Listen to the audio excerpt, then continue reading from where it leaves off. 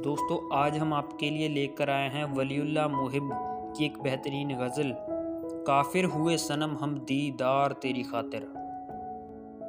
काफिर हुए सनम हम दीदार तेरी खातिर।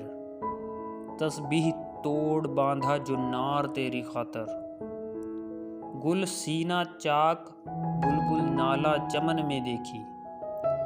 आँखों के दुख में नरगिस बीमार तेरी खातिर। आबरू की तू इशारत जिसकी तरफ करे था, चलती थी मुझ में उसमें तलवार तेरी खातिर। मैं झूठ सच भी यकदम आंसू न उनके पोंछे। जो चश्म रोज और शब है खूबार तेरी खातिर। सब आसराओं से हम बेगाना हो रहे थे, अब जिंदगी है अपनी दुश्वार तेरी खातिर। मस्जिद में मैं कदे में क्या कैफी और सूफी, बेहोश तेरी खातिर होशियार तेरी खातिर।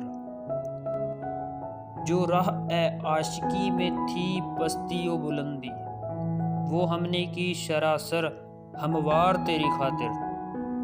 पथरा गई हैं आंखें अंजुम की तरह हर शब, बेदार रहते रहते ए यार तेरी खातिर।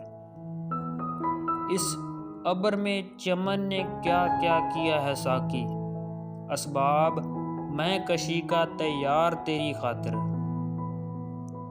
हर गूचा है गुलाबी हर गुल है सागर यम, मैं खाना हो रहा है गुलजार तेरी खातिर।